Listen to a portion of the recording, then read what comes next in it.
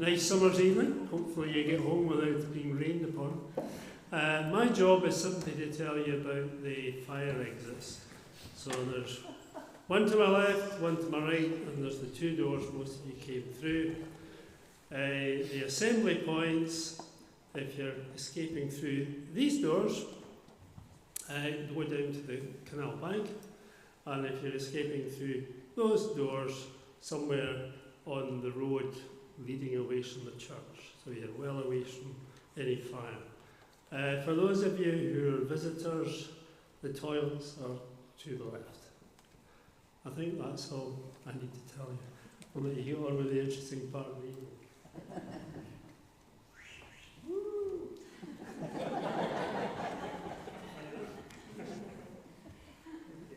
Evening, everybody. I'd like to welcome you all to Cadder's own Desert Island Discs, where we're going to find out from our guests, whom you will all know, how they came to Cadder and why they have stayed, as well as sharing some pieces of music and hymns which are special to each of them.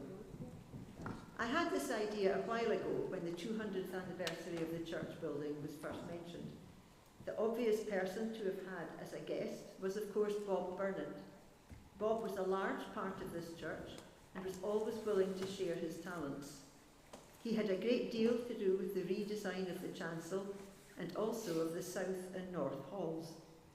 Unfortunately, Bob is no longer with us, but I did get the chance to talk to him about the event and chat, and found out that he had really enjoyed singing all his life and had been a member of many choirs and groups. He even sang the solo tenor part in Stainer's Crucifixion. I would like to dedicate this evening to him. He will always be in our memories. I'd now like to introduce you to our own Roy Plumley for the evening, Diane Kerr.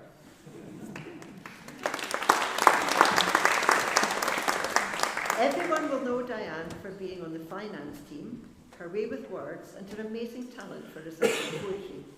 But did you know that Diane was a girl guide when she was younger, and that it was the girl guides that brought her to Cadder? She started coming to this church on parade Sundays with the guides and always found the atmosphere so welcoming, so much so that she eventually walked to the church from Kenmure Crescent on her own every week.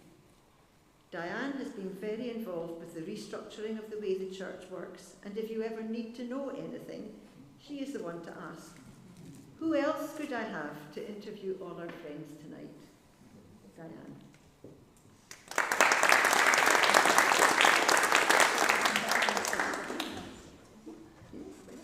I'd quite like it to work. Don't know, not clicking.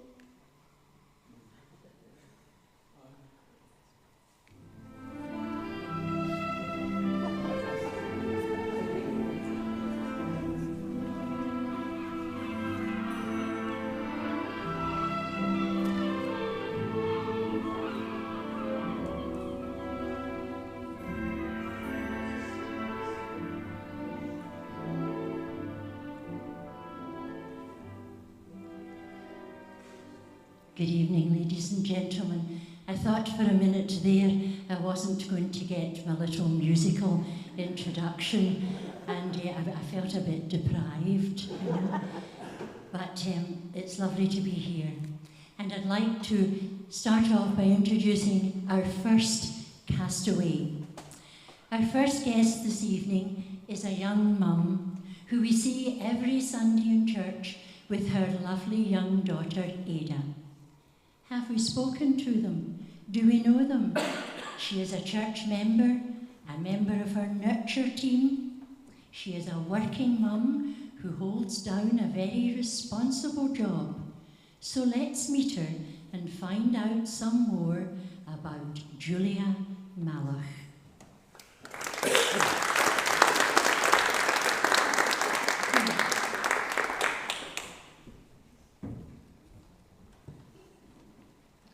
Welcome, Julia.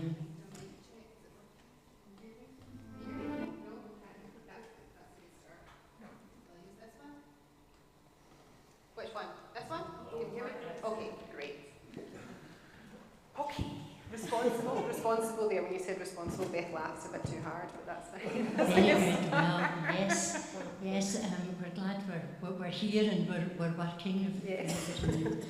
So, really, to find out a little bit more about you, Julia, as to how you found your way to Cadder, and have you always lived in Bishopbriggs, or did circumstances bring you here? Okay, so yes, I've always lived in Bishopbriggs. I was born here. We're up near the high school, Bishopbriggs Academy, live up here. My parents live there still. I moved about 2 streets away from them when I got married, so still live very close to them. Went to Glasgow Uni, lived at home all through that, so very much Bishopbriggs born and bred. So you also had gone to Woodhill Primary and Yes, Woodhill Primary I was, and Yes. then high school I went to Lindsay Academy. Lindsay Academy, and you've already mentioned Beth here. Yes. Yes, and Beth, for anybody who doesn't know Beth McAllister, maiden name Crompton, which everybody knows, and many of us will remember Beth's christening resonates in our memory as what's known in Glasgow as she has a rare pair of lungs. So that's who Beth is. So you got friendly with Beth. Yes. And how then did you find your way to Cadder? So I was brought up in the church at Springfield, Cambridge. Sort of went off through Sunday school from elementary school there, went to Girls Brigade, and then I would just go on a Sunday. Didn't do that much through my kind of late teenage, early 20 years when I was probably quite hungover on a Sunday morning, so I didn't go that much then. But then, when I got sort of later 20s, we went back to mid-20s probably, went back to church, and would just go on a Sunday with my mum, not particularly involved in the church, was just very much a sort of Sunday attender. Then COVID happened, so obviously churches were closed. I'd become a member of the church not long before COVID at Springfield, Cambridge, but obviously hadn't been able to attend services, and then during all the lockdown I had Ada. I then kind of came to this point of I've now got Ada and I don't want to sit in a church with a baby who has, I can say, lungs, or leave her in a creche setting. I wasn't really comfortable doing that. She was a COVID baby, so very sort of nobody touches my baby sort of set up. So Ada was christened there when she was 3 months. And then I didn't really go to church that much. I didn't go at all with Ada. And it was the summer when Ada was about 9 months old. Beth had said to me one Sunday, "Why don't you come to Cadder? Team rooms on over the summer. You can come with Ada up to the hall. You don't have to leave her with anybody." Beth is Ada's godmother, so she was doing her duty and bringing her to the church. I was like, that sounds great. I'll try that. Tried it. Loved it. I've been every Sunday since. Really enjoyed it. And then, obviously, I'm still a member at Springfield, Cambridge at this point. So I've been coming here for maybe 6-8 months. Started to feel a bit of a traitor. I'm like, oh gosh, right. Hope that, And then I bumped into Ian, the minister. He lives quite near where I live, so bumped into him. And was sort of like, I have been going to church, just not your church. So. And he was like, no, that's absolutely fine. He's like, if that's where you find your calling, then that's where you should be going, and that's the right thing for you, Neda. So he actually voluntarily said to me, do you want to move, your membership to Cadder? And I was like, yes, that works for me. So did that, and then the rest is history. Yeah. So you had found your way through that route. Yes. But during this time, also at Lindsay Academy, you met your husband. Yes, I did. So I met Ewan. He was a couple of years above me at school, so we kind of knew of each other at school. But it was just after I'd left high school. I was 17, and we sort of went on our first date, and he was my first boyfriend, and sort of true love, high school, and we've been together 15 years now. So yes. So and you were married in Italy. We were married in Italy, yes, in the Amalfi Coast. 8 years ago now. Why did you choose to? I think, Ewan, my husband, he's a musician, so for him he plays a lot of weddings, so Scotland was always sort of going to be difficult for him to find somewhere that was special because it's work for him to find a wedding venue. My gran lived in Italy. My dad's sister married an Italian, and so she moved over there sort of, many, many years ago. And our family were always there. So because my gran then retired there about 20 odd years ago now, so we went there. So anything that happened, my mum and dad's silver wedding anniversary, their pearl wedding, all these events suddenly was easier to do them in Italy, where the weather's good, the food's good, the view's good, than have to bring my gran home here. So that's what we did. So when it came to our wedding, and we sort of within 20 minutes of being engaged, we said, we just do it in Italy, will we do that? The issue was that the most important thing for me about the wedding was that it was a proper Christian wedding and that it was legal. And the issue is in Italy, a lot of the time you can have the legal part done in the UK or done separately, maybe the day before, and then the church part comes after. Because it's a Catholic country, so it's quite difficult to have a non-Catholic religious service. There are 3 churches in the whole of Italy that will allow that and make it legal, and I found one that happens to be in the town of Ravello that I had visited when I was 11 and seen a wedding there that one day and thought it was the most beautiful thing and thought, this is where celebrities get married, this is where fancy people get married. And my dad sort of said, well, if that's the only place you can do this, both legally and spiritually, and that's important to you, then it's meant to be. What are the chances you would have seen an actual wedding at that church all those years ago? So that's where we ended up. Lovely. And I noticed that your first choice of music is because he lives. Yes. Why did you choose that? So that so my gran passed away the Thursday before Easter Sunday this year. And obviously, with her being in Italy, my parents were able to go for a few days before she passed, which was really lucky. She'd broken her hip a few months prior and basically been in hospital. And it got to the point where we kind of knew that it wasn't really going to work out. I wasn't able to go because I had Ada. Where she lived in Italy was very difficult to get to. You had to get multiple planes and trains, and it was not easy to take a sort of 3-year-old there. So I hadn't been there to see her on the Thursday, and it was the Thursday before Easter Sunday. Also before the Pope died, so in Italy, big deal, difficult to have a funeral when the Pope immediately dies, but she decided to go out a couple of days prior just so she could sort of, lay her cards down, So we hadn't been there, so that was kind of been, she passed on Thursday, on the Friday had been the sort of semi-funeral in Italy, and then I came here on Sunday, Easter Sunday, and this was the first hymn that we sung. And there's a line in it that sort of says about because he lives, this child can walk uncertain days and can continue on and I think can face uncertainty and can face the sadness, and that just really resonated with me. So let's just take a moment and just listen to share this memory. Thank you. Oh, it's not gone. Is it not gone?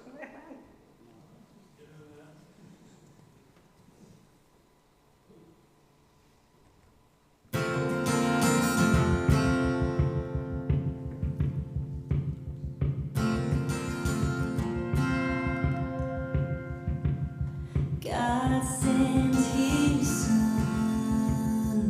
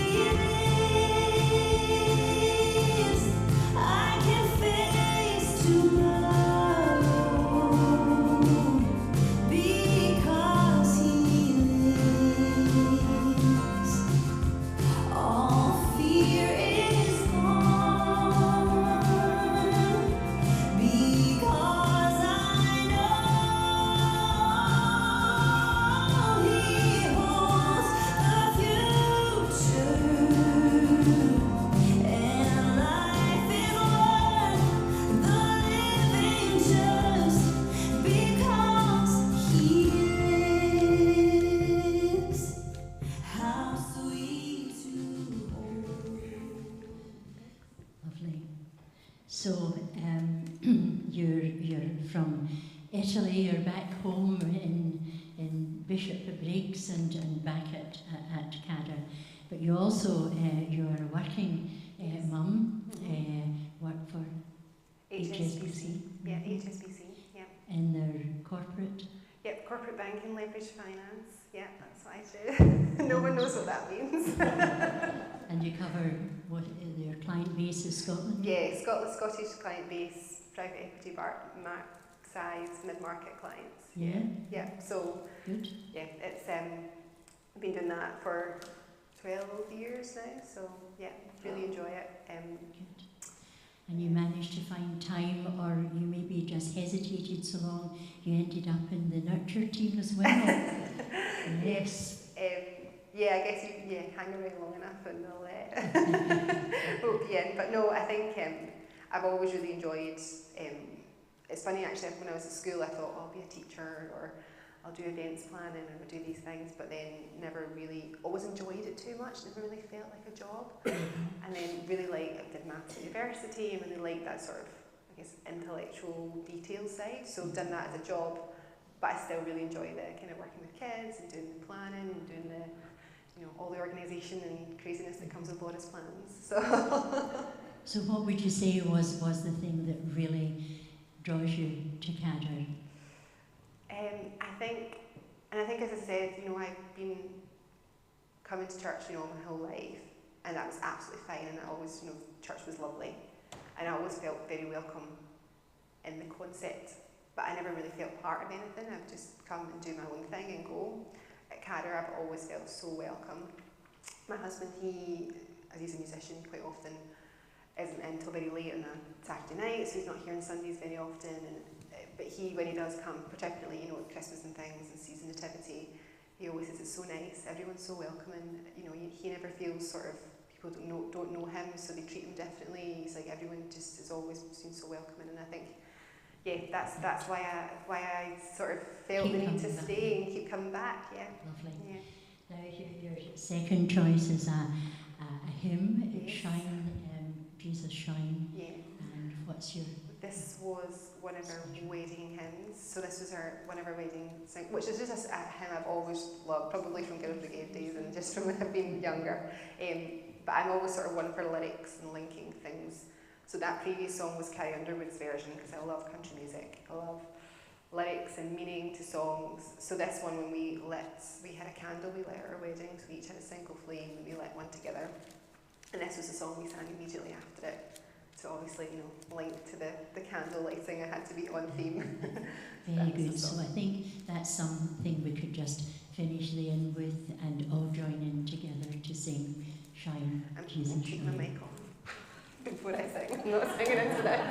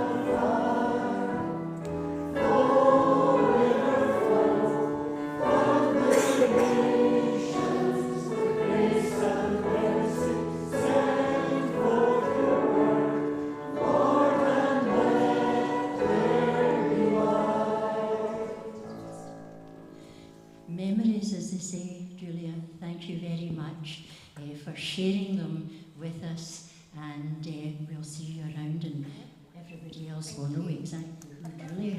Thank you.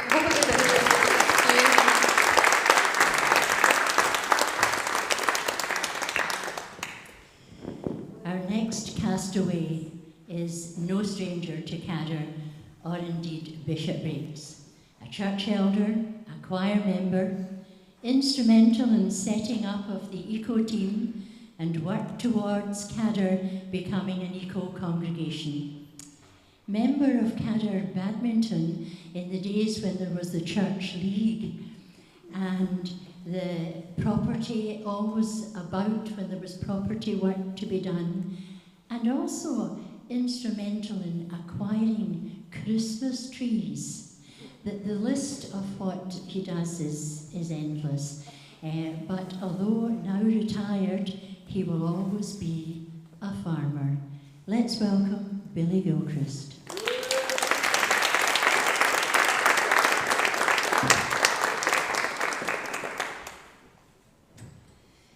Welcome, Billy. You're all, I like you're all wired there for sound. You don't know what you're asking, girl. No Billy Connolly jokes, no. No. Well, it's hard to imagine nowadays, with all the housing that has grown up in Bishopbriggs, that there were farms, because anybody moving in these days just sees our housing, but there were farms. And Cadder Church was really in amongst all the farmland. And your family farmed at Wood Hill Farm. That's correct. And so would you like to tell us a wee bit about just where you were born and your early years at the farm? I was born at Wood Hill Farm, and that was 1938, and that was just as war broke out. So I'm afraid I never got christened in the church. The minister came up to visit Mother after the birth, and he said, "Well, just christen Billy here." So he took me over to the kitchen sink, and he turned on the tap, christened me in the kitchen sink. Well, So I never got christened in the church. but your family have had a history here in farming for, what's it, about 300 Well, years? we did the family tree, and we got back as far as 1765. That was when my great-great-great-grandfather was, his funeral was. But we actually farmed in the farm at Rushy Hill for 300 years as a family. So it's come down 4 generations. So, But unfortunately, we had to give it up. It's been a tenanted farm, and the landlords round here wanted all their farms back. They didn't want leases because they were selling all this land for housing at that time. So we more or less did the Highland clearance and had to go. So that was the end of farming for us as a family. so you must have had some of your family way back then who would be coming to Cadder even before this 200-year-old building was built. You know, so they would come to wherever the building was on this site. And you were talking about Wood Hill Farm, and I know that Billy has written a book on farming life in Bishopbriggs, and when you read this, I know that you have found many a Roman coin when ploughing the fields in Wood Hill. The 2 pieces that songs that I picked was "Love Changes Everything" and "Great Is Thy Faithfulness," because that's what farming really is built round.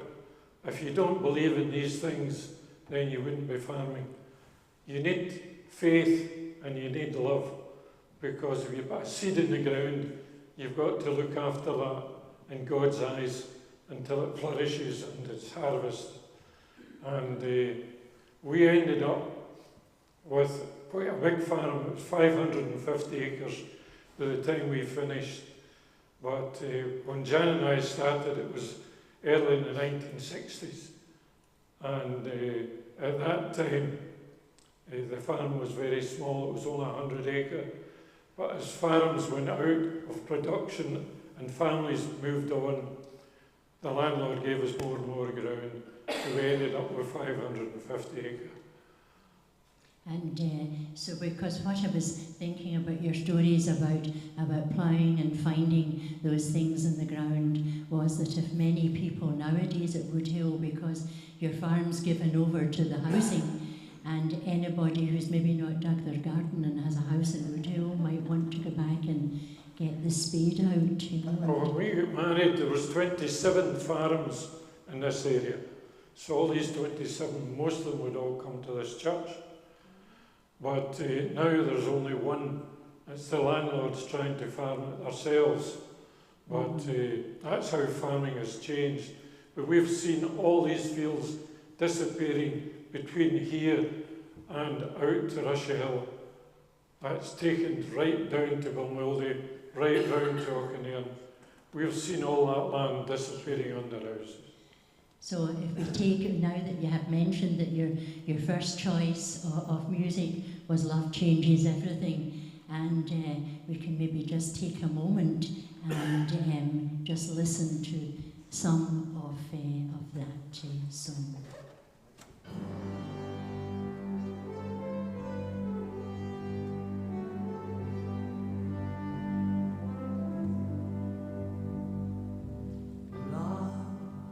Love changes everything, hands and faces, earth and sky.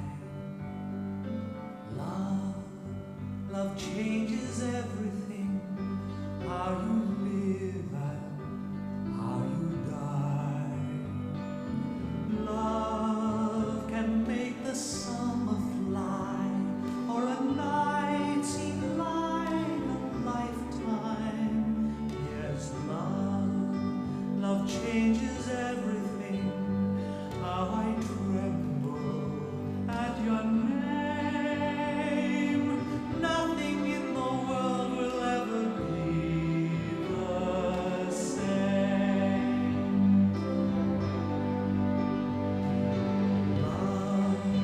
Love changes everything. Days are longer, words mean more. Love changes everything. It is deeper than before. Love will turn your world around, and that world will last forever.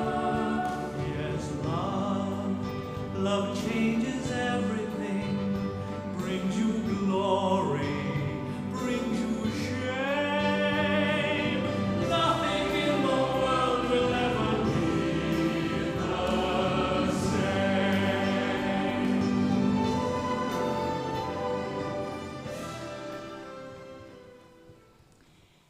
And I know that you were brought up with your 3 siblings, your 2 brothers and your sister, and your mum would send you to a Sunday school, and you always liked to go to Sunday school, is that right? You want to tell everybody why you liked going to Sunday school? Was your mum- Sorry, Dan, my Yeah. hearing's not as good as it used to be. Well, you told After 87 years. you said that you loved going to church because your mum always gave you a sweetie. And Jan and I met through the church. Well, my whole life has been through the church at different stages and different things. But Jan and I met at abandoned, used to have abandoned dance at New Year down in the South Hall, well known in the area at that time in life. And Jan and I met there, took Jan home, and then I arranged to go to the pictures. So that was fine. Jan was working in York Hill at that time, and of course I had to get my dates with shifts. So anyway, we arranged for a Pacific night, we were going to the pictures. So that afternoon I was working in the farm at my dad, Woodhill, and I had a bad accident. I was cutting hedges, and a hawthorn hedge struck me right in my left eye, right dead centre. So it was nearly a lousing time, as we would call it then. So I got up to the house, and I said to Mum, look, we've had an accident. She says, you better get changed and get right down to Dr. Miller, who used to be an elder here, and probably doctor for a lot of us in Bishopbriggs at the time. So down and saw Dr. Miller, whose surgery was where Morrison's is nowadays in Bishopbriggs. Anyway, went in and saw Dr. Miller. Oh, he says, straight to the eye infirmary, you boy. He says, just get in there as quick as you can. So I thought, what am I going to do with Jan? Because we didn't have mobile phones in these days. And I thought, I'll go round.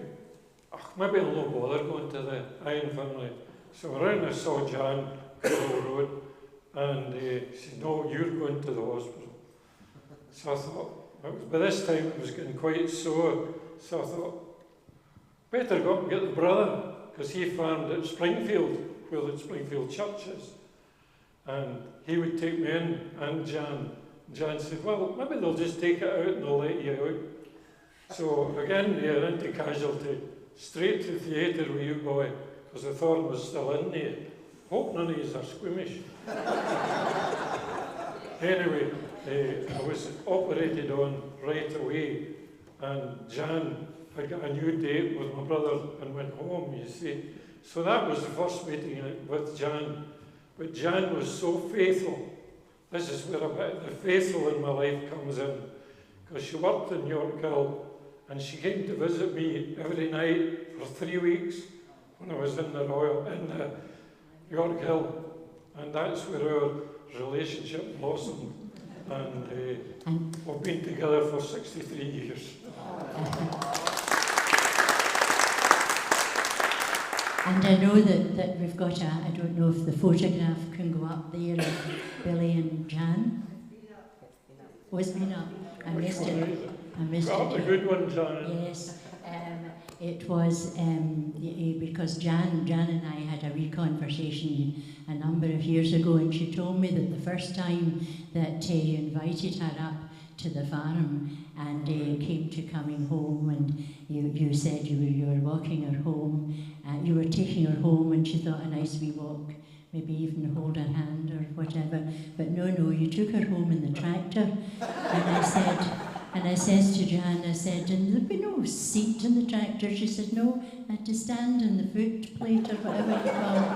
And the tractor trundled through Bishopbriggs and up Crow Hill Road, and she still married you. Yes. There was one night where Jan would come to the farm and make my tea.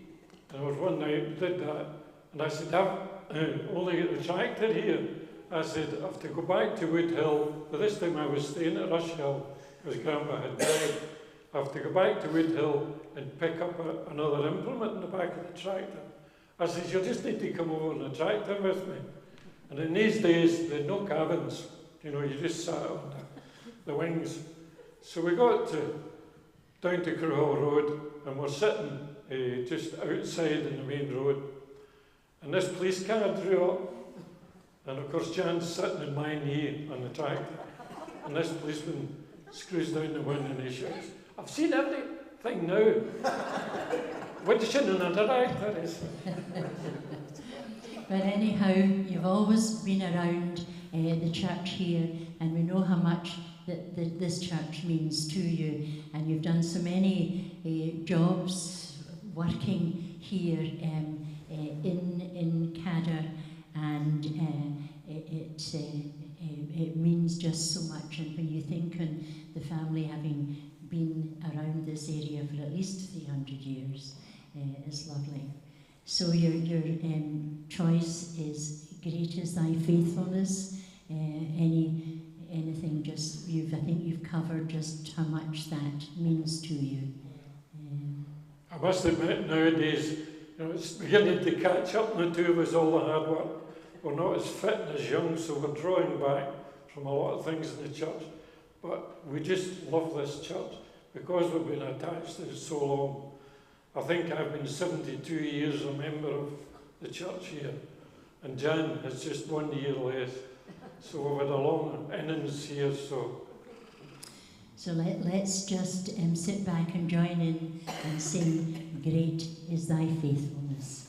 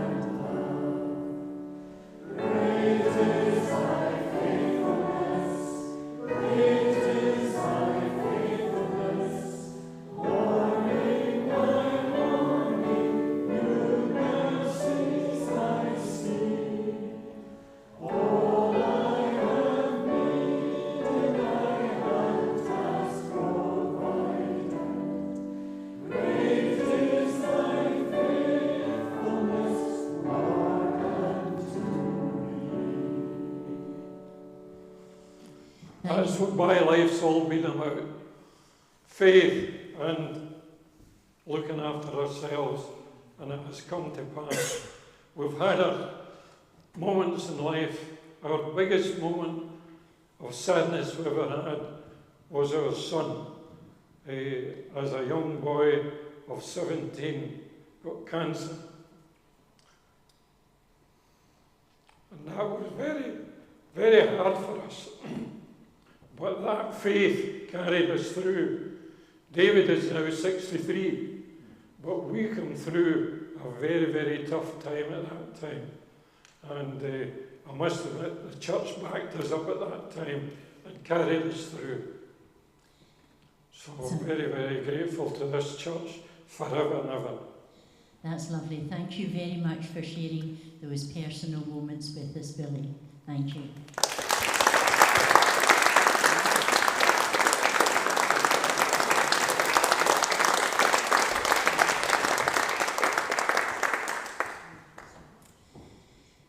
Our next castaway is someone who came through Sunday school, Bible class, is a church member, elder, heavily involved in one particular church team, someone who is seen regularly in between holidays, that is, in church.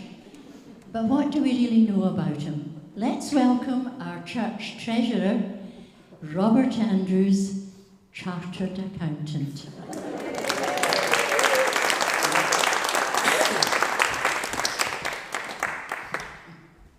Thank you, Diane. You're welcome, Robert. Now, Robert, I believe you were born in Bishopbriggs in a very special place. So would you like to tell us where and a little about your early memories? Yes, I was born in Bishopbriggs. I was born at home in 231 Kirkendall Road, which of course is now the Church Manse. So yes, it wasn't at that time, it wasn't at that time. We are considering a blue plaque, Robert. I think we should, because although it's the Church Manse, I still think it's my house. We know that, yes. So what about your early life there in the manse and your route to Cadder? Yeah, I mean, I think from the point of view of that, as I say, I was born in the house, so everything church-wise has been centred around Cadder Parish Church.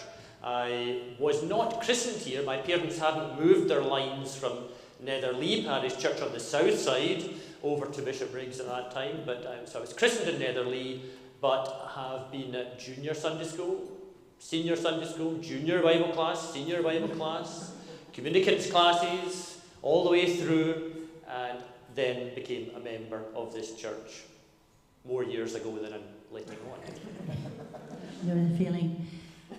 And so you'd found your way here, but your mum also, she was involved with the Mother was, mother was a member of the church, and obviously that's largely why I started coming here, I suppose, really.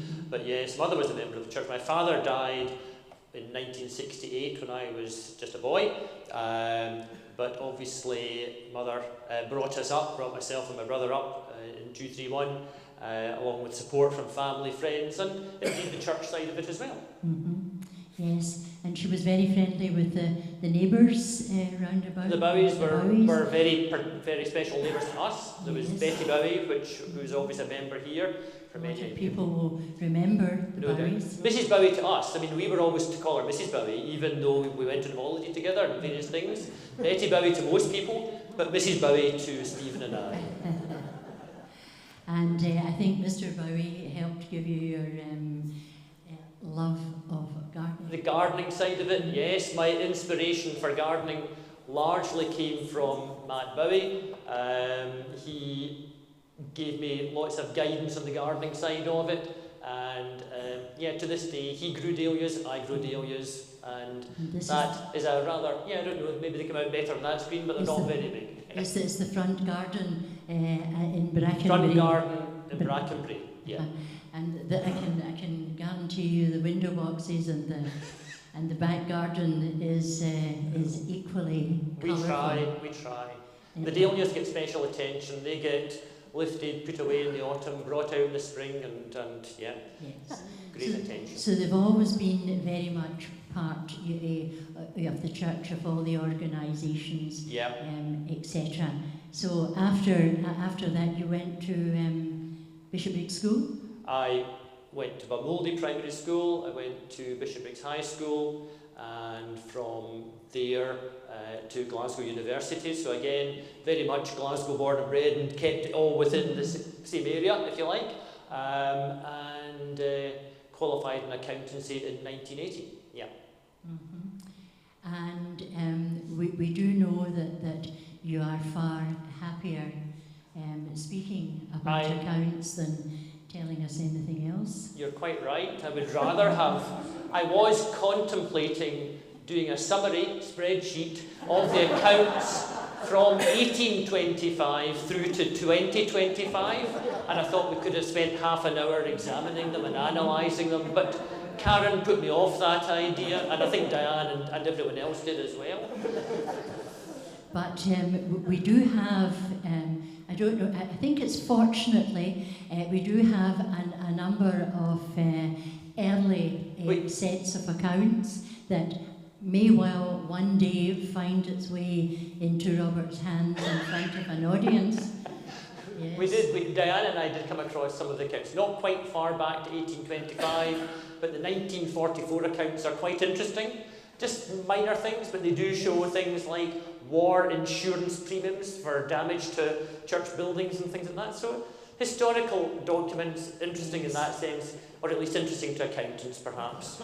But I think it also shows that when you're looking at a building, particularly one that stood here for 200 years, that, you know, those are all important things that have to be analysed, they have to be examined and looked at, and everyone has a part to play in maintaining buildings, you know. Yeah, I think as you say, it's the history of the church and all of that side of it when you go back through the years and all the upkeep and such like that there has been towards this building and the continuing finance and funding of it. Yeah. So tell me, Robert, how did you meet your wife? As most accountants do, I met Karen in an accountant's office back in 1987. Karen always said that she was never going to marry an accountant, but I pursued her enough and was persistent enough so that we... You weren't stalking her, were you? No, I wasn't stalking her. No. Definitely not. I joined a firm which she then promptly decided to leave. She was my boss at that time. If I don't say that, she'll stand up and say that. So from the point of view of that, yeah, we met in 1987 and got married in 1993 at Glasgow University Chapel. Right. But this church has played very much a big part of your life. Very much, yeah. Yeah, I mean, I think from the point of view of that, the church itself has always been something close to my, or important in my life, and it's just mirroring what everyone else has said. It's the welcoming approach or the welcome that one gets within the church, and Karen, I think, would agree with that as well. She doesn't come every week, but she feels that herself, that everyone, whether it's members of the church, members of the guild, have always welcomed Karen into the community as well, and I think that's important, and so we both see it as important to our lives.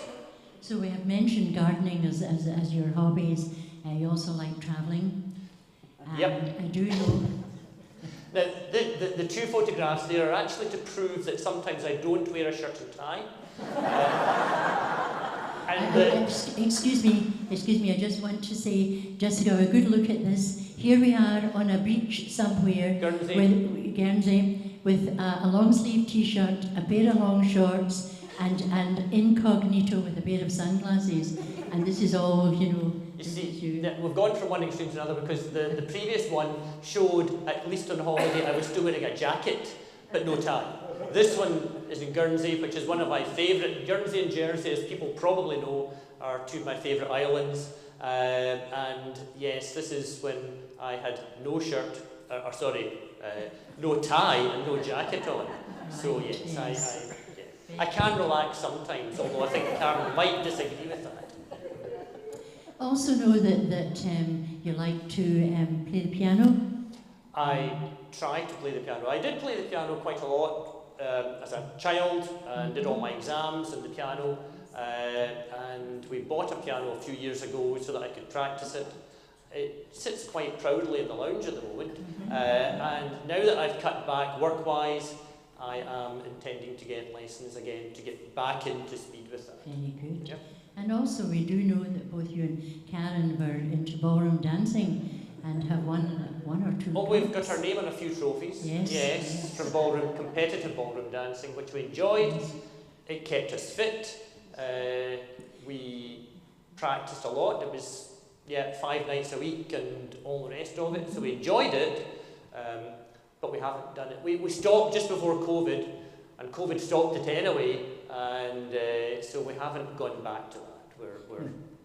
Well, we've got our names and trophies, so that's it. We don't want to. You've achieved it all. So there we are. We know a bit more about Robert, who we just see with his all suited and booted and speaking about accounts and money. But you have chosen a special piece of music? Well, I've chosen one piece of music, Beethoven Moonlight Sonata, which I used to play on the piano. Maybe one day I'll get back to playing it to the piano, and I'm certainly not playing it tonight. I'll leave the music to our experts. I chose it. I do like listening to classical music, and I sort of tried to get something that was linked to the 200th anniversary of the church, because it's one of these things that Beethoven was actually composing, not in 1825, it was slightly earlier, but he was composing music in 1800s, and I thought, well, let's link the two. It's something that I used to play. It's something that was composed around about the time that this building was being put up, and as such, that's why I've chosen that piece of music. So let's just sit back and listen to a little of Beethoven's Moonlight Sonata from his Symphony No. 6 in C sharp minor.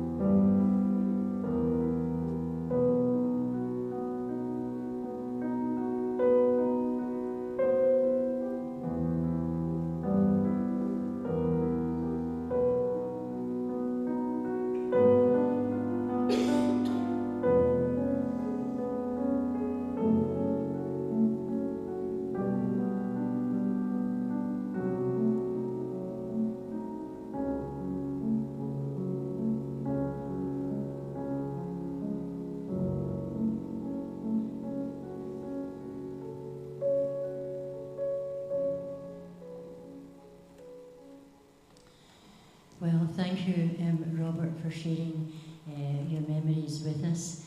And maybe one day, once you've got back into this music, we will have a recital. I don't think so. And it might well follow the analysis of the 1944 accounts or something. I'll link the two together. We'll set a date for that. We'll hold our breaths. Okay, Thank you you. very much. Thank you.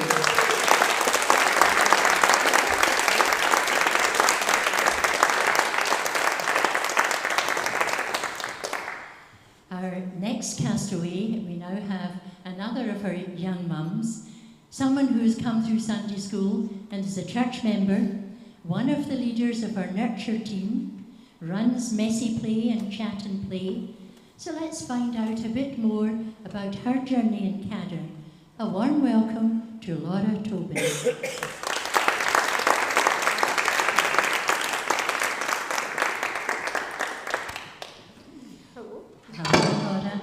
Well, causing chaos already, and I've only started. was that you that's breaking this? I'll take the blame. Laura, would you like to begin by telling us about your early years and where you were born and how you came to Cadder? Yes, I was born in Bishopbriggs, always been in Bishopbriggs, was baptised in Cadder, married in Cadder. So Cadder's always been a big part of my life. Went to Meadowburn,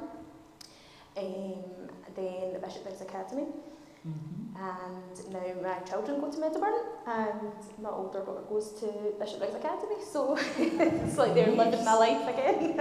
Yes. So you've always been involved because your mum is involved. Yes, so my mum was a member of Cadder, so Sunday school teacher, that's your right. mum, and she's Yep.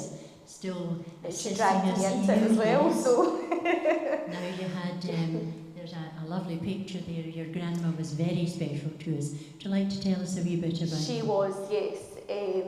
My grandma was a Catholic, so I was always around church. She kind of looked after me when my mum was working, so I was at every funeral she sang at, every wedding she sang at, every mass she sang at.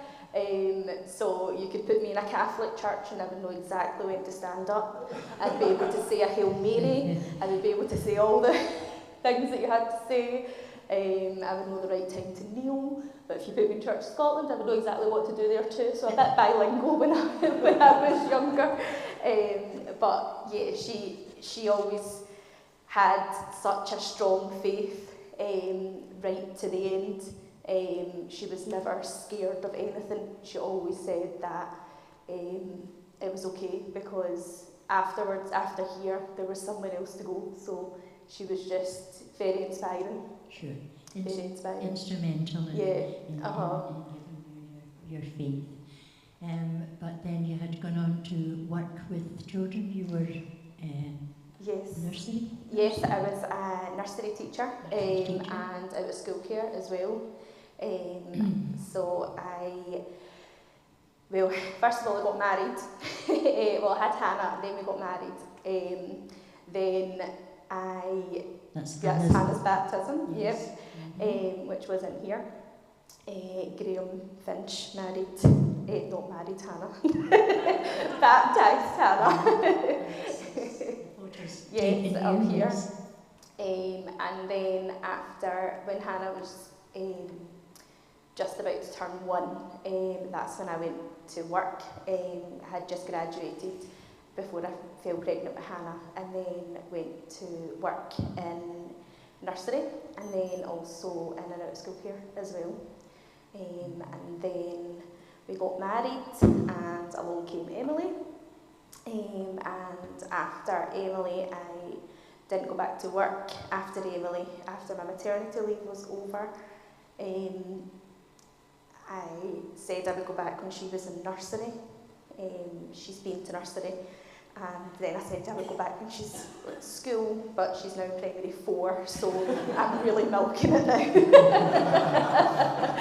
So, yeah, so, but I love being a stay-at-home mum, but I always missed that working with children, working in the nursery and working in the out-of-school care. So when John had asked me to be part of the nurture team, I was like, yeah, like that's something for me. So, and where did your ideas come from with your messy play?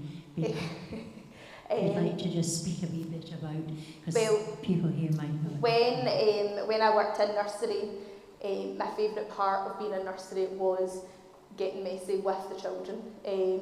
A lot of the people that I worked with didn't particularly like that side of it. They quite liked just reading the books or taking them outside, whereas I loved making gloop, which everybody hated because it would get everywhere and the kids would walk with it on their hands and it would drip everywhere. So I would spend the next hour cleaning up afterwards, just pretty much what I do now. But the kids love it, and that's where kind of messy play came from, and me and Anne were sitting trying to figure out what we could do. And if anybody ever goes in and has a look at messy play, you will see that's just a sample of all the wonderful selections that Laura makes up. I don't know where she gets all her imagination from, but when you go in, it's just one of those moments that you wish, as a lot of your parents have said, do you ever do time for having parents where they can play with this messy play to do that? And the kids love it. They love getting messy, and it's been great to see families coming into the church hall, and it's opened up so much, and they've gone into the coffee shop, and everybody in the coffee shop's been so welcoming to the parents, and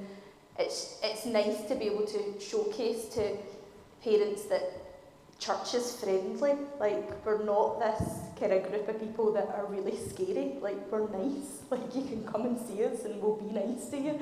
And I think that's kind of opened a lot of people's eyes up. And then once a month you hold on a Saturday morning a chat and play, where you've got parents that come with the children. Yep. Maybe just tell us a wee bit about that. Yeah, so once a month, first Saturday of the month, we do a chat and play.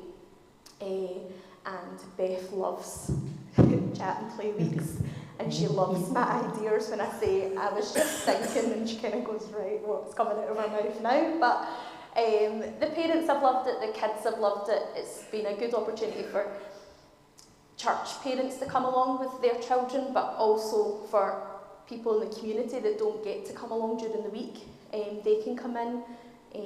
So we have like some messy play trays out, we have crafts out, we have a tea and coffee that can go and help themselves to home baking, and we have outdoor garden area that they can go and do gardening in with Wendy, and it's been great, and everybody's just come together to create this space for everybody. So everybody's just kind of come forward and said, oh, I'll help with that, and I'll help with that, I can take that, I can do that. So it's been nice to kind of involve other church groups in it. Sure.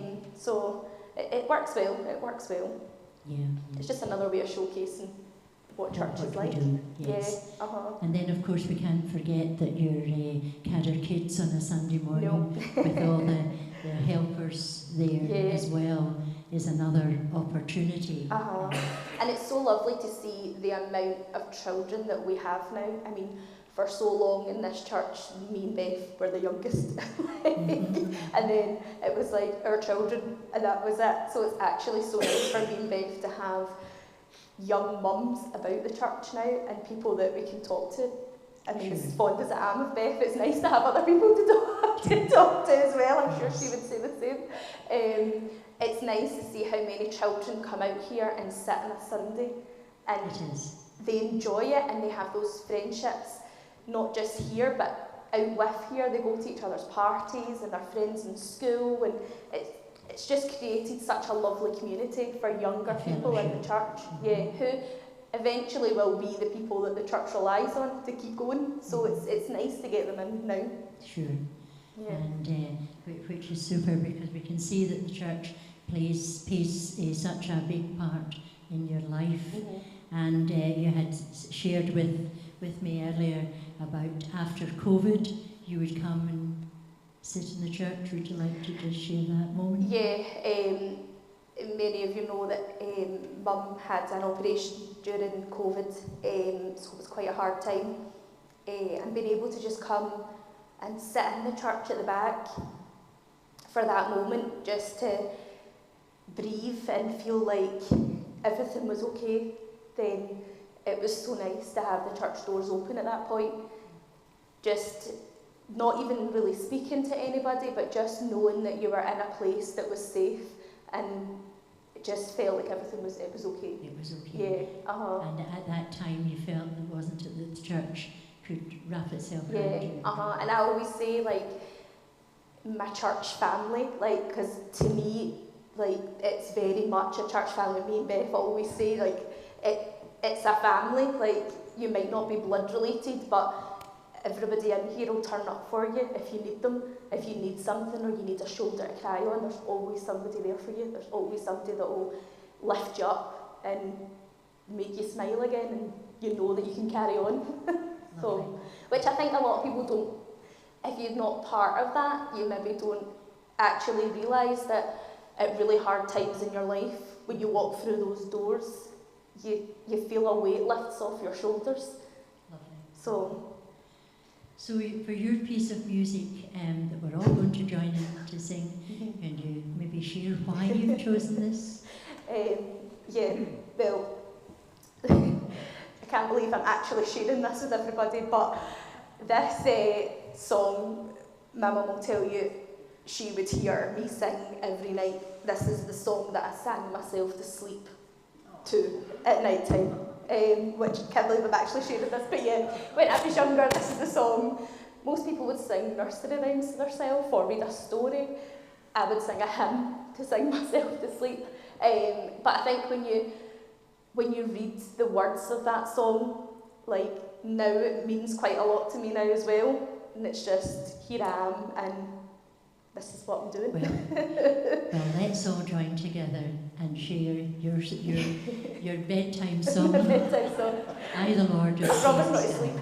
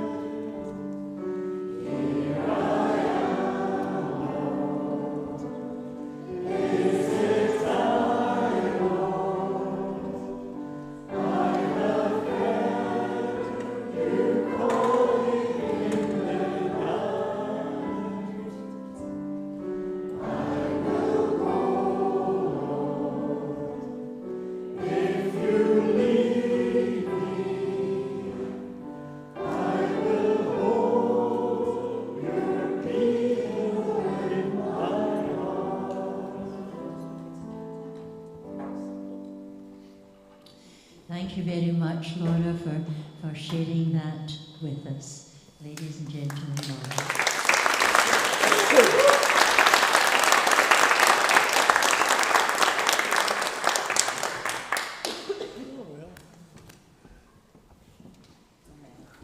As it says, it's a tea break. Tea here, coffee here, so do come and help yourself and have a good drink. Meet you after the interval. Thank you very much.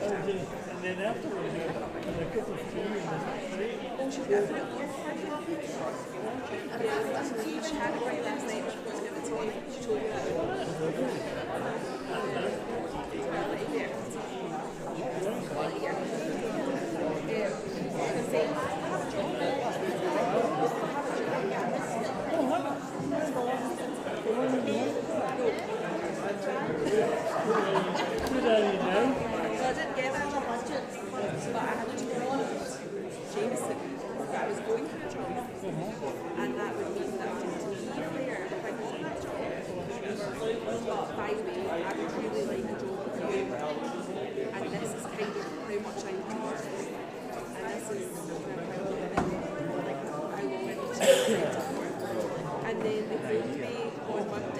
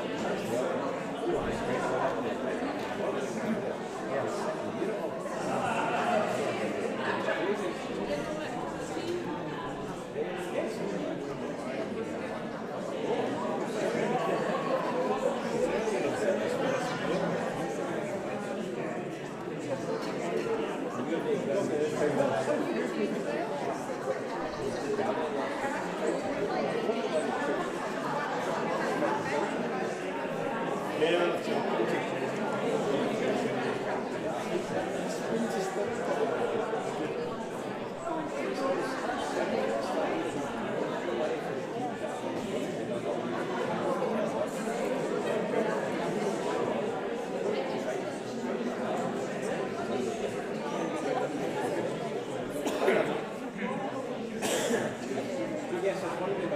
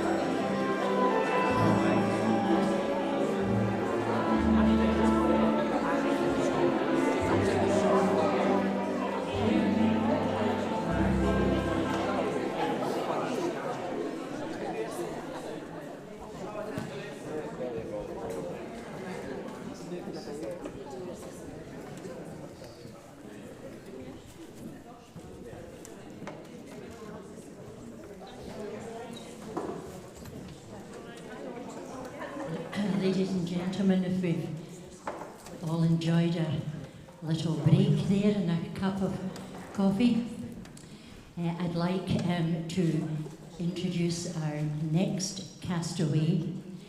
This person is a church member, member of the choir, member of the Cadder Singers, volunteer in the coffee shop, designer of hand-painted glassware sold at craft fairs and such places, not long retired as sister in charge of A&E at Glasgow Royal Infirmary. It's the one and only Hilda Morrison.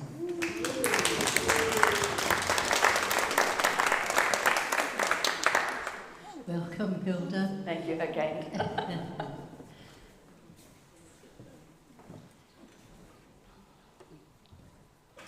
Hilda, your route to Cadder is slightly different. Just a bit. So perhaps you'd like to tell us a bit about your early life and how you found your way to Cadder. You were born in Hillsborough? I was born in Hillsborough in the local maternity hospital. Yes, I think that's a story in itself.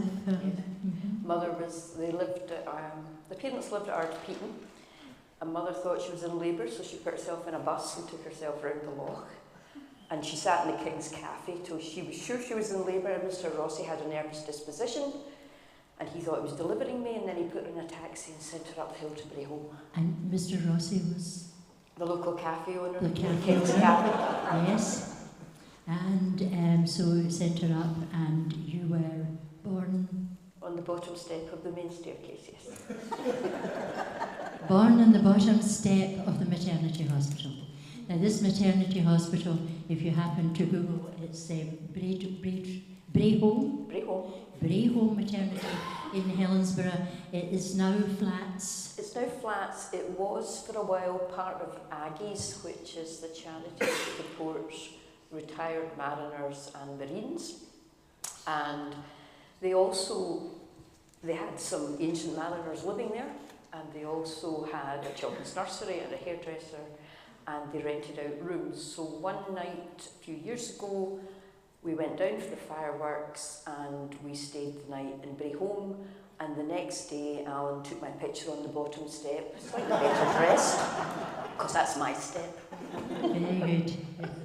So you spent your time, you had said to me that you were in about 6 primary schools because Six primary schools in 7 years. Your dad worked for the MOD? He did. He was a photographer for the MOD. If it went bang in water, Father took a picture of it. Right. So you then started nursing? I did. I started at Vale of Leven on the 15th of September 1975. So this is our 50th anniversary next month. Right.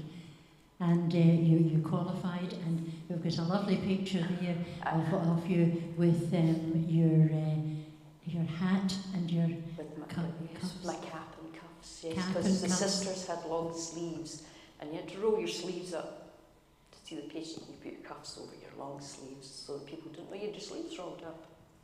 So that's when you rolled you've rolled your sleeves up? Yeah, we had long sleeves. They zipped so far, and then you rolled them, and then you put your cuffs over. So I can see that you really enjoyed that uniform much better than your other one. Oh, I looked like an unemployed avalanche in those things that they... So you spent your time, you were there, and you were at the church at Helensburgh? Park Church in Helensburgh, and it was the Reverend Dr. George Logan. He always said, you don't go to the church nearest your house, you go to the one you feel at home in. Right. So I'd been to churches here in Bishopbriggs, but when I finally cast up here due to a photography competition, Right. So you came here via a photography my competition. husband saw, I don't know if it was a local paper or where, he said, oh, they're having a photography competition at a place called Cadder Church. And he won. And he said, I'm on duty, you need to go and collect my prize. And I said, I'm not rocking up one day saying thanks very much and disappearing over the horizon. I'll go the week before and scope it out. Right. And Dr. Logan was right, you go to the church you feel at home in. So you had scoped it out now. Just to recap on that, the photography competition in Cadder was to do with, when we were trying to become an eco-congregation, we needed to raise funds for was it the annual subscription or something, and we had to raise it ourselves, and this was photographs to make a calendar. And this was when Alan had won this competition, so that's how it was. But you had, in order to get to Bishopbriggs, you went from Vale of Leven to where? I went from Vale of Leven I became an enrolled nurse in the Vale, and I worked there for a year in Vale Surgical. I was educational. And then I went from there to the Royal and did my registration. I got 6 months off for good behaviour, so I only did it in 2.5 years. Okay. And then I went to... good behaviour? Yeah, reasonably. And then I went to A&E for 6 months experience, and I retired from A&E 37 years later, because I was a really slow learner. Hilda, I can't imagine how anybody could even go to A&E unless they were absolutely stretchered in. For anybody to go for 6 months and stay for 37 years is absolutely phenomenal, you know. It's a good laugh. So when you came to the Royal, was it Bishopbriggs straight away, or did you have to meet? No, I was in the nurses' homes for 11 years.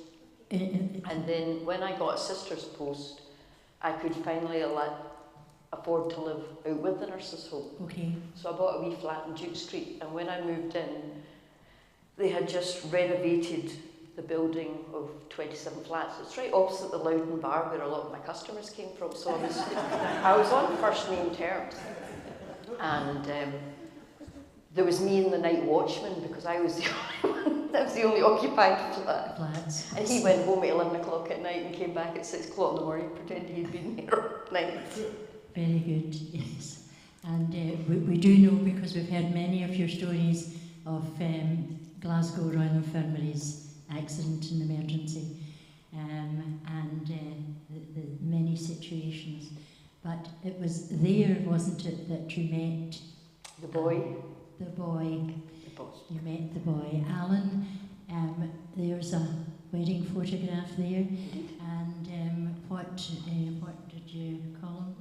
Marvin the Paranoid Android from Hitchhiker's Guide to the Galaxy. He used to lay me on the radiator with his arms folded and a face lit fizz, depending on how the day was going. But in the days of the old uniforms with the tight grey trousers, it could gladden a girl's heart as he went to the blanket cupboard. I mean, things were going badly. And just to expand a little, Alan is He's an ambulance. He was in the ambulance service. In the ambulance service, and that was how you met. And then after what, 10 years? 10 years. Emma came along? No, after 10 years he asked me out. Oh, he asked you out? Because he says I've got a look that freezes water at 200 yards. My daughter says 400, but he says 200. It's nice. I see. And then... Okay. Yes, so my mum died in December 91, and Alan got brave in round about October 92, and we got married in April 94. Very good. Sorry. And then Emma trickled along 14 days before our second wedding anniversary. I see. Very good. So you had decided at some point, was it when you got married, to move to Bishopbriggs? His flat was rented, so we moved into my flat in Duke Street, and we decided that we would move out to Bishopbriggs because I'd watched my neighbour carry a pram up 3 flights of stairs and thought, that's not for me. And when I went to my GPs in the Royal, and I went to my GP and said, I want to stay with this practice because I've been with you since you opened, he said, as long as you don't get pregnant or want home visits, you can, because we see Bishopbriggs as the garden suburb of Denniston. Everyone that wants to have a wane moves to the Briggs. Right. He said, and I live there, and I can give you my GP's name if you want it.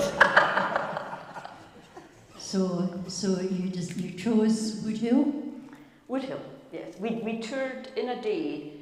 We toured all the Barrett sites where they were, or Wimpy or whatever it was, where they were building. So we looked at Woodhill, we looked at Lionsgate in Kirkintilloch, we were out at Muirhead, and we finally decided, as we were a one-car family, and the buses that stopped outside the estate in Woodhill went to the Royal Infirmary's casualty, right outside the door, right. Or it went to, the other one went to the Theatre Royal, and he was based in Maitland Street Ambulance Station. Right. But that was probably the more convenient place to live. So that's the criteria for choosing a house. Yeah. Yes. Public transport. And all these years later, you haven't moved very far from where... We're still in the same house, yes. We part exchanged. Yeah, we part exchanged my flat for a house. Oh, I see, very good. And then you had found your way here as you were doing a wee recce the week before. But you've stayed with us at Cadder, so... Which comes back to the where you feel at home. Where you feel at home. And you've joined a number of our groups. Indeed. Indeed, yes. And you're in the coffee shop. Well, Christine, the other sister, and I, because when I got my sister's post, there only were 2 sisters in casualty. Now there's about 14 million, but in those days there were 2. Mm-hmm. And we had this plan when we looked at the chaos round about us, we were opening a coffee shop. She did craft, she made things out of plaster and wood, so she was going to do the craft side of it. We'd sell crafts and I would do the cooking and the coffees. Right. You know, if the day was a disaster, that was the plan. Right. We would run away and open a coffee shop. So now... So the opportunity arose at Cadder Coffee Shop. So I think the message then is that if anybody is having a really rough day or a rough life, you can always escape by joining the coffee shop and assisting there. Yes. Indeed, yes. And you're still dealing with the public there.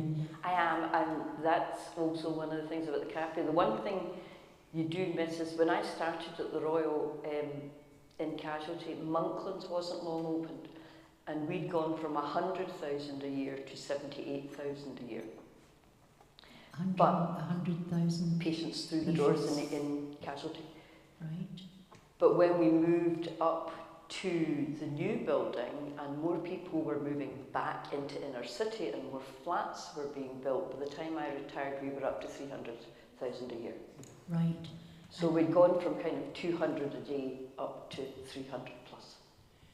And you originally started off with just two sisters? Yeah. And so we were the 2 day sisters. There were 2 part-time sisters on nights. Yes. But you just invoke the night sister's prayer as you go on shift. Right. Dear Lord, let me get through this shift without killing one of the beggars, and if I do, help me hide the body. Very good. That's just for staff. So here you are, Hilda, at Bishopbriggs at Cadder, and you have stayed for some time, and it's all I moved my lines from Park Church, well, Graham Finch was here, to here, but my Park Church in Helensburgh is now a Buddhist temple. Right. Yes. So it's still a place of worship. Right. So from a Church of Scotland to a Buddhist temple, Yeah. and a maternity hospital to a block of flats, you know. Well, let's hope that this 200-year-old building remains a 200-year-old building for a number of years to come. So you had said that you're feeling at home in the church, but you have chosen as your first song, and I have forgotten that... Dolly Parton's I Will Always Love You. Why have you chosen that one? Well, I've met a lot of people through Casualty, and a lot of the people I met, some were ladies of the night. But they were nice, kind-hearted people, a bit like Dolly Parton Yes. So let's in that film. let's just take a moment and listen to Dolly Parton singing I Will Always Love You. Just to qualify that statement, it's from the best little whorehouse in Texas. Okay.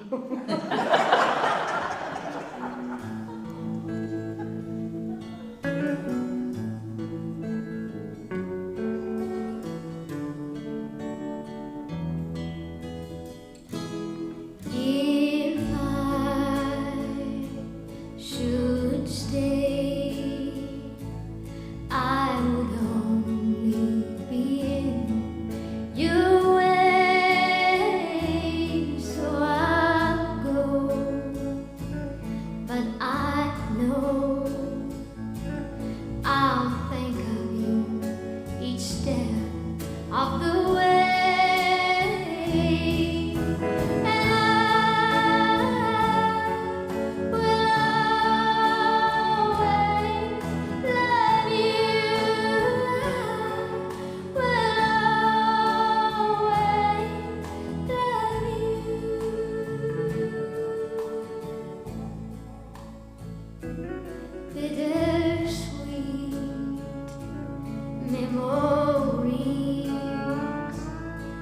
That's all I am taking with me. Goodbye. Please don't cry. We both know that I'm not what you need. But I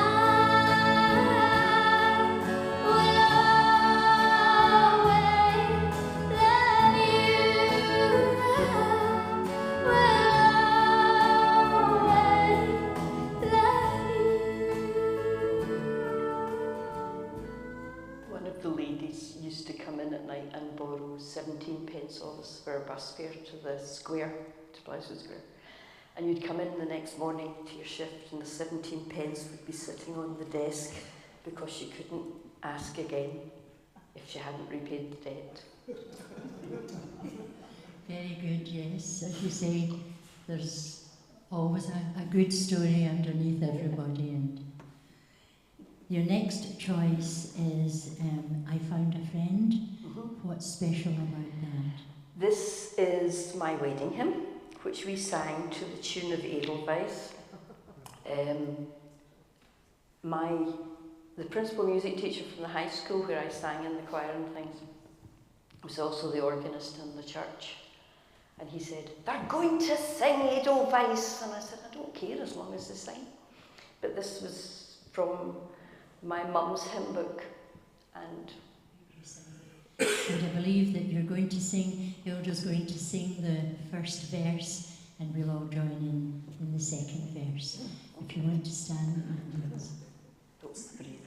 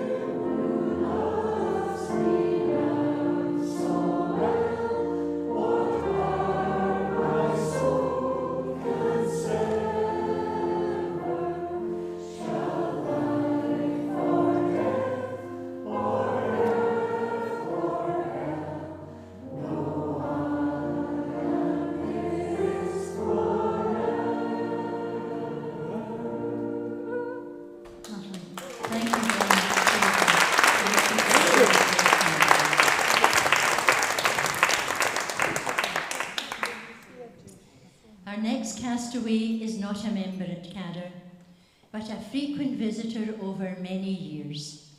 Someone whom we are always delighted to welcome. He has been our interim moderator on 2 previous occasions and has preached many times from this very pulpit. We are delighted to welcome the Reverend Martin Forrest.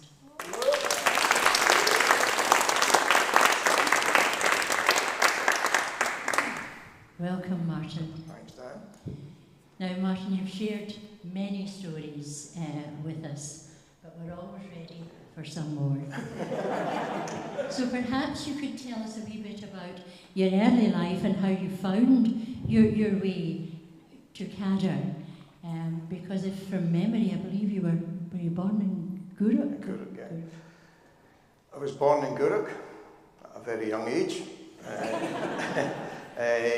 And studied at Strathclyde Uni and went to Kenya after that. I was desperate to work overseas, and I was actually offered a job on that island, or an island very like it. I had many interviews with organisations, and this organisation offered me a job in the Gilbert and Ellice Islands, which is now Kiribati, the Republic of Kiribati. And I nearly took the job.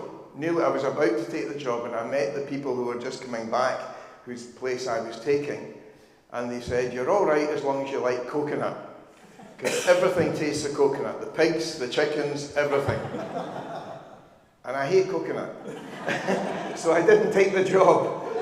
And I went to Africa instead. I went to Kenya as a volunteer teacher. I came back, went to Aberdeen, studied for the ministry there, did a year as an assistant in West Hilton in Edinburgh, and then went back to Africa, to South Africa. And that's a picture of me.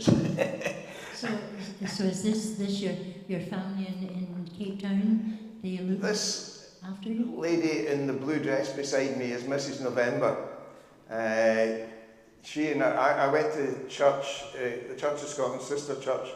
At that time was called the Reformed Presbyterian Church.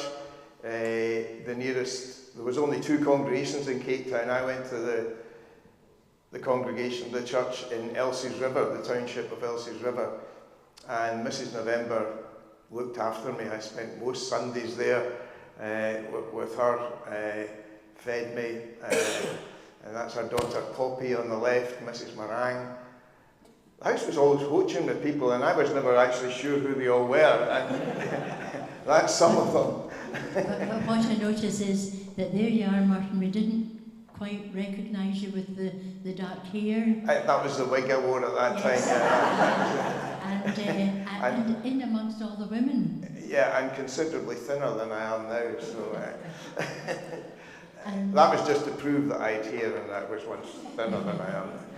So South Africa, and you stayed there for 2 years? 2 years. I was just I never called Mrs. November anything except Mrs. November, and I remember once having a conversation with one of the elders, a man I'd worked with for a year and a half, and I called him Mr. Lowe all the time. And I said to him, "I don't know your first name. And what is your first name?" And he got really uncomfortable and quite embarrassed by this. And he told me his first name, but in a way that it was clear that I wasn't to call him by his first name. And I realised afterwards that this was in the mid-1980s. It was the dark days of apartheid. Things were really quite stressful and quite violent around that time. It looked as if apartheid was going to last forever. Church gave people a dignity and a respect that they didn't get in their working lives, they didn't get anywhere else. I was probably the only white person who had ever called Mrs. November, or Mr. Lowe, Mr. Lowe. And that was important to them, to get that respect and that dignity. And they wanted just obviously to hold on to it. Yes. So I never, ever, I mean, some people I knew their first names, the younger people, but the older people I always called Mr. And you were working in South Africa? I was studying and I was working with that church. They kind of took me on as an unofficial assistant minister. Right, so you would preach a sermon and take a service? The coloured community in Cape Town, their first language is usually Afrikaans. So I had friends, and where I stayed, they would teach me how to introduce the service in Afrikaans. Right. And I would do my best to stumble through that and then take the rest of it in English. Yes. So, and what made you decide then to leave and come back? Well, that was always the plan. I had a bursary and I had to come back. And I came back. And that's when my connection with Bishop Briggs started and Cadder, because I came back, my first charge was Postle Park. I was single at the time, and the manse was in Coulson Drive. So I stayed there for a year and a half. And I remember one of my first ever Sundays in Postle Park, I was invited for lunch by Jack and Sally Beaumont. Right. And then things moved. Janice, my wife, came to, well, she wasn't my wife then, she was just some woman. She came and started working with me in Postle Park. We got married in 1991. Our daughter Rachel was born a year later, or a year and a half later. And then I became, a few years after that, I became interim moderator here for the first time. At Cadder's? Yeah. There. So I take it you were just assigned Cadder? Yes. Yes. So Everyone else who's come up and spoken are people who've chosen to come to Cadder. I can't get away from Cadder. A piece of sticky toffee. Yes. Yes. But you keep coming back. I do.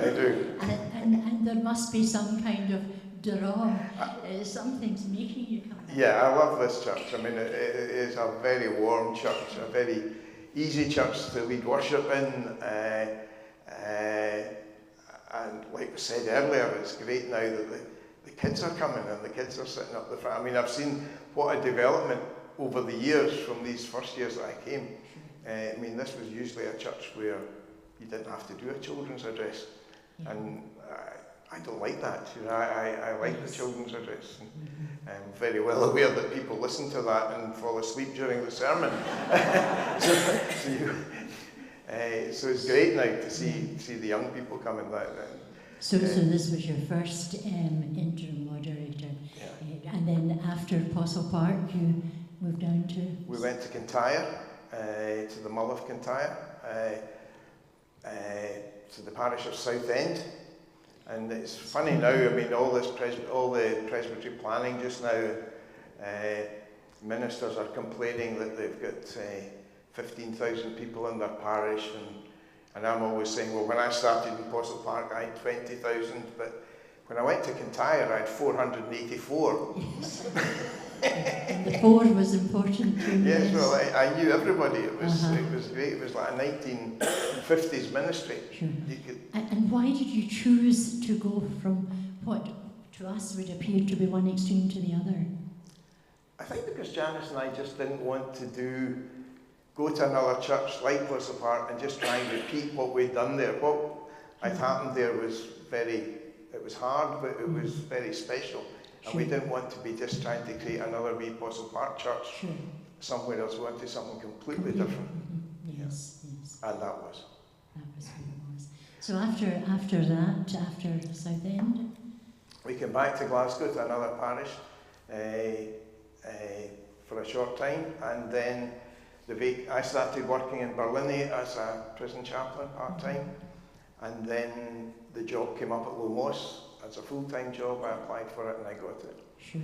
And that was the connection with Cadder building up again, because yes. Cadder was and still is the parish church. The parish church for Lomos prison. So actually, in your baptismal, we had a few.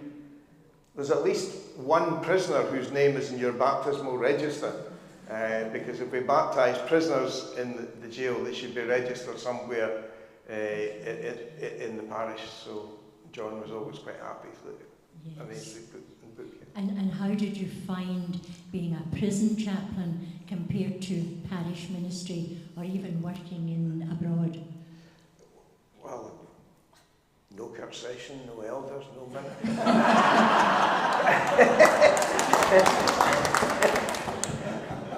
Quite nice. No fabric issues. We had an entire. If the roof was leaking, it wasn't my problem. Yeah, completely different. And I changed completely. My whole idea about what the gospel is all about and what church is all about was transformed completely in the prison.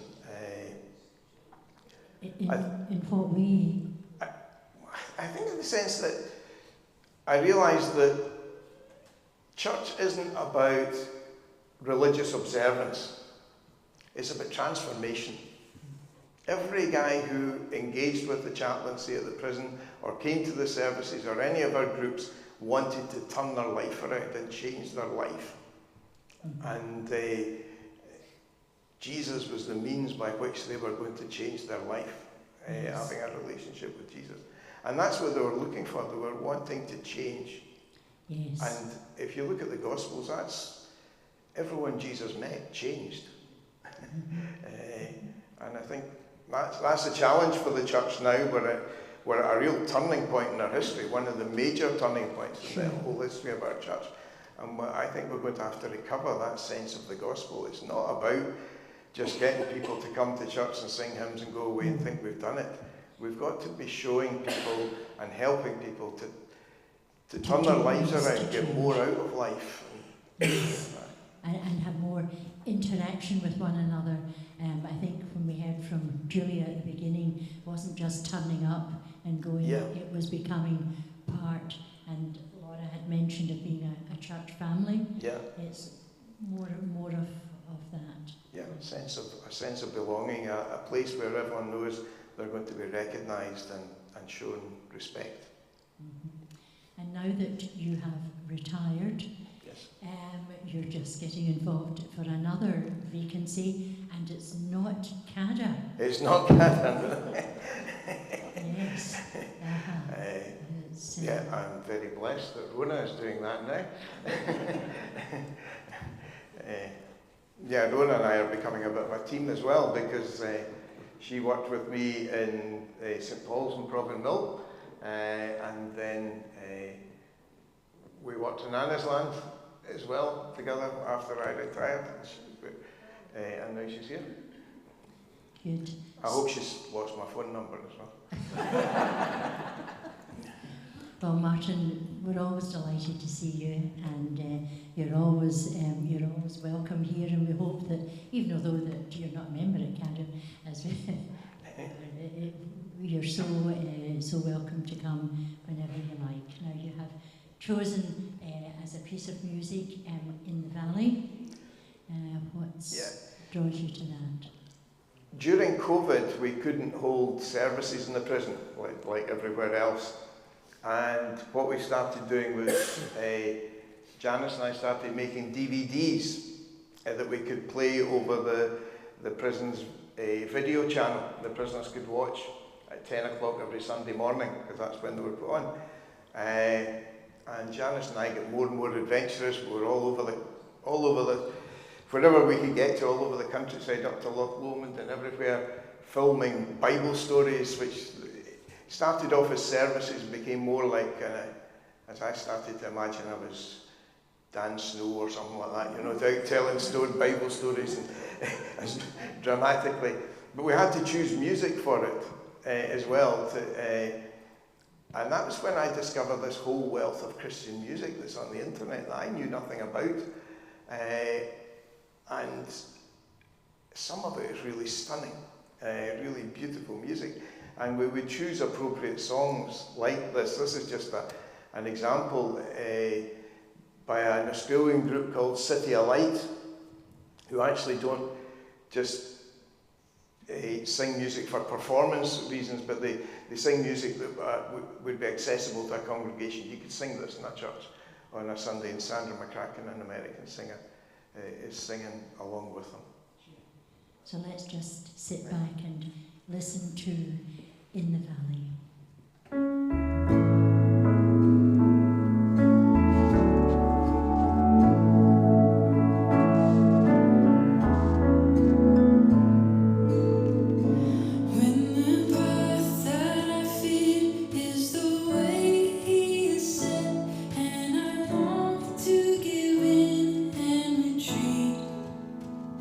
Still to Jesus I hold as I face it.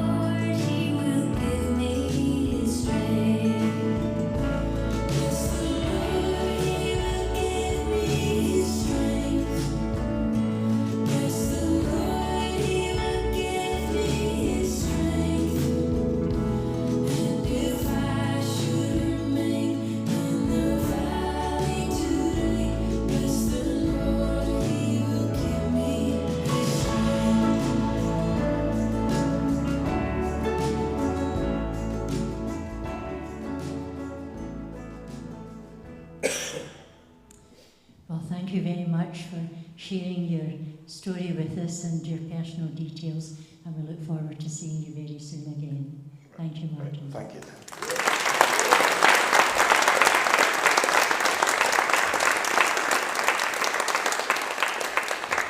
Our final castaway, but no means the least, is a mum with grown-up children, member at Cadder, baptised at Cadder, married at Cadder, a church elder, and is one of a number of our members who work for the NHS.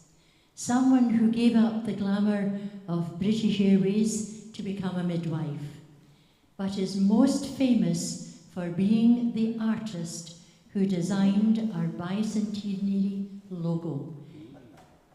A warm welcome to Tracy Gibson.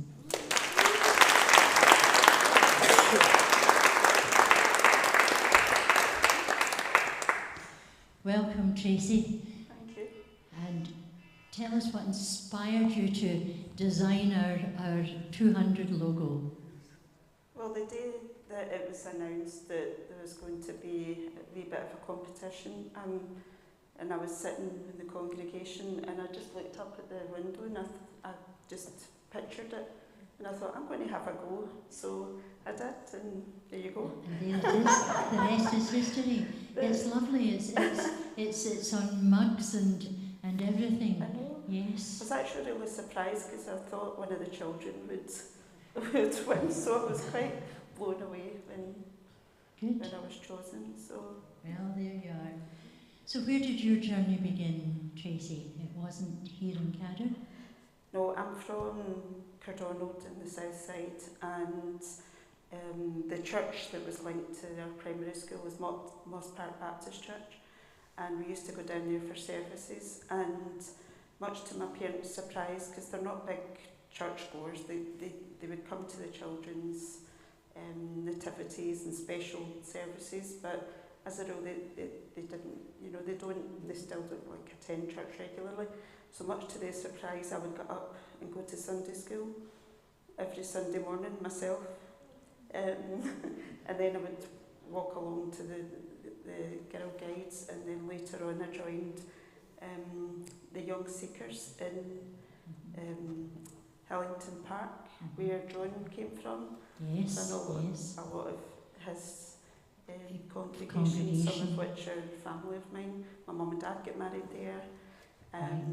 So kind of fell away from it for a few years. I think somebody else was saying earlier about that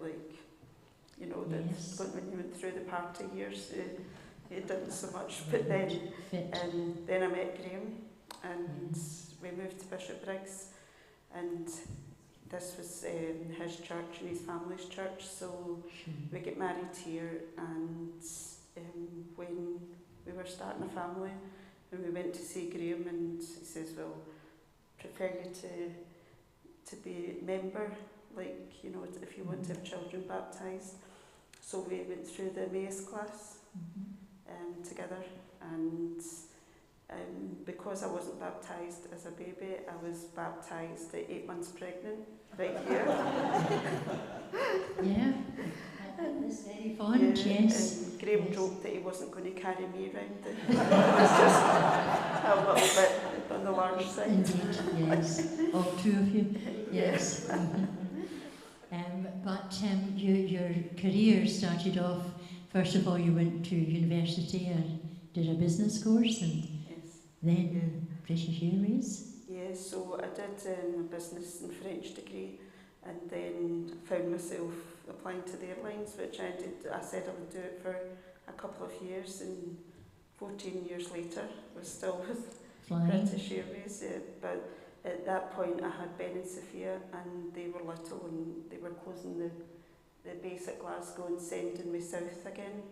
So I thought, now it's time to go. And the day they announced the 90-day consultation, I downloaded the application form for uni to do midwifery, and Graham come home from work and went, eh? Like, what?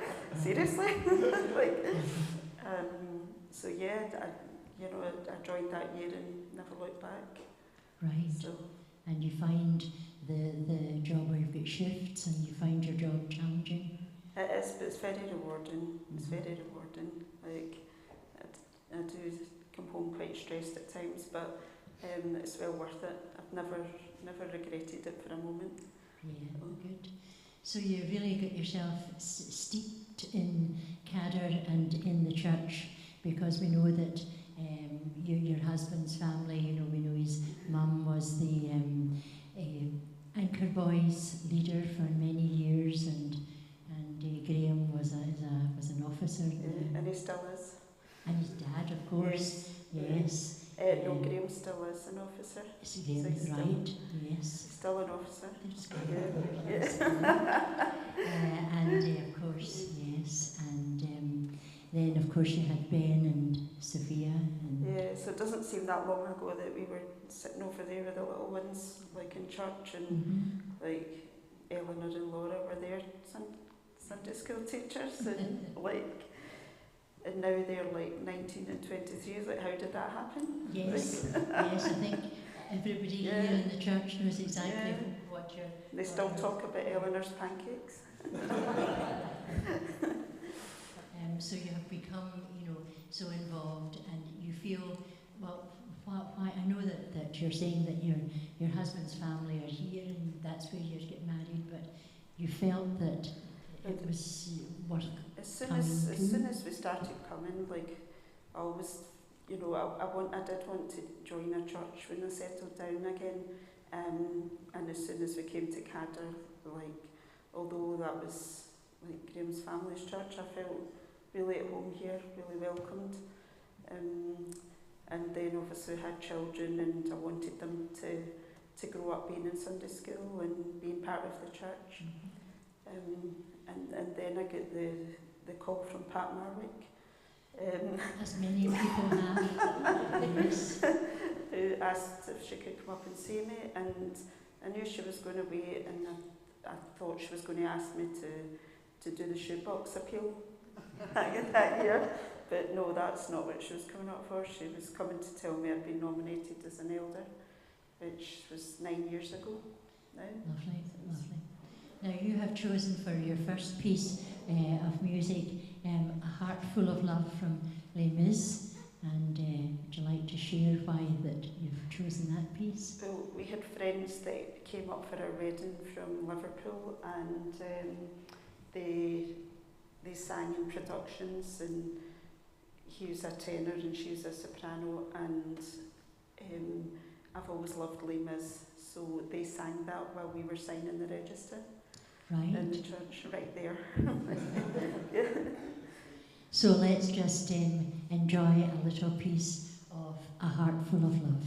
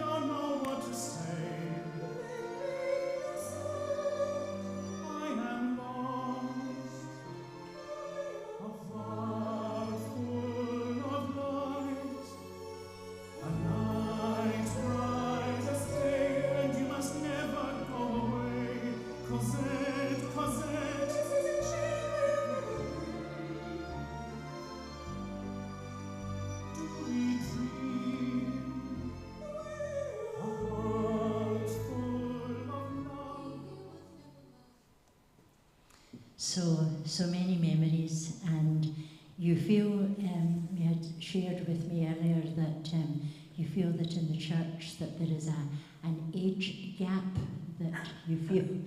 Is this a mission that you want to share? And Yeah, I was actually just talking about this, you know, I feel as if it was 2 minutes ago that I was the young mum with the wee, with the babies, but we just need to get more people of different ages, like a little bit. It's just getting people to come along. It's a bit like we've been speaking throughout the evening about the people who come to church and the fellowship, but it's getting to know the people, and it's not just a case of, as we have said, coming and going. It's getting to know them to help bridge that age gap. And with Laura telling us about chat and play, you know, we're hopeful that perhaps we can, you know, develop that. We need chat and play for For all ages. the next step of the mums. So your second choice of hymn is Seek Ye First. Why is that special to you? It really just goes back to when I went to Sunday school as like primary school age. Mm-hmm. It's just been a hymn that I've always loved, and it just reminds me of then. Of happy days. Yeah. So let's all join together and sing Seek Ye First. But to make it special for Tracy, we've got to divide in two. So with this one, I want this half here. You're going to sing the verse first, okay? This half here, you're going to sing the Hallelujah first, okay? That's the same for every verse.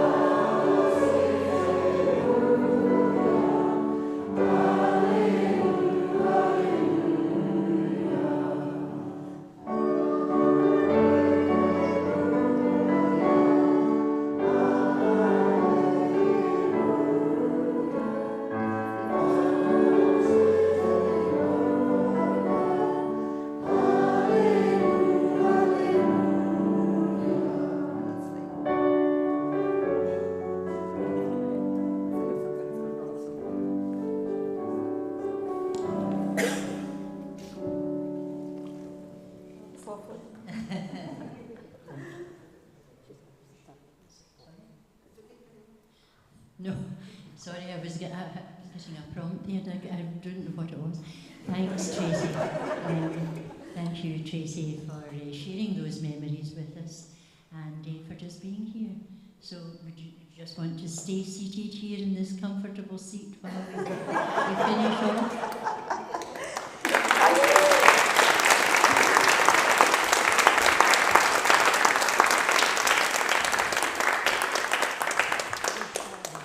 Ladies and gentlemen, I hope you've all enjoyed your evening and that it has given you an insight into the people of Cadder. My thanks to Julia, Billy, Robert, Laura, Hilda, Martin and Tracy, who have come this evening at our invitation to share with us their journey and why they are very much a part of Cadder. My thanks go also to Gavin and Elaine for technical expertise, the ladies who made the tea, our meter greeters, and to Fraser for his unwavering support. Edith too on the Clavinova, who is always willing to stand in at the last minute. She'll soon be wishing she wasn't my sister. Lastly, a huge huge thank you to Diane for agreeing to be our hostess for this evening and taking the whole thing so much to her heart. It is the people who make the church. You make the church.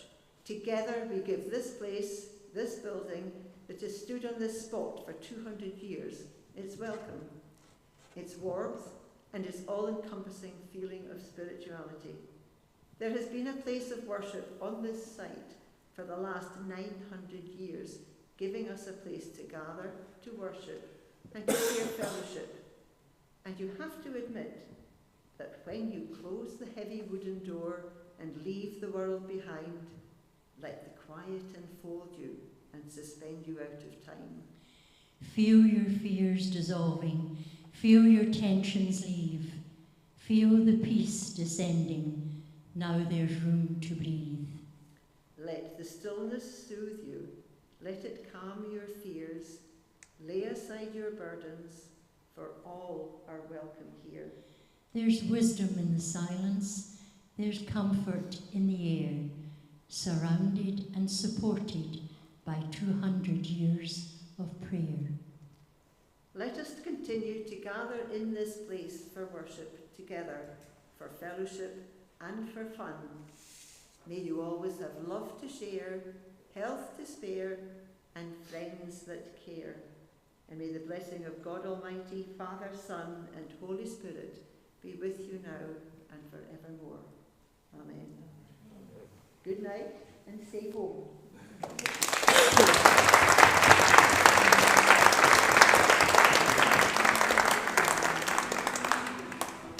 Before we all leave, there's one person that we have to thank for pulling all this together.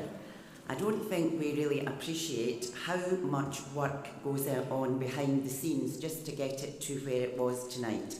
And I think we've got to thank Anne for her idea and then all the work that has gone on to get it to where we are, and just say thank you to Anne.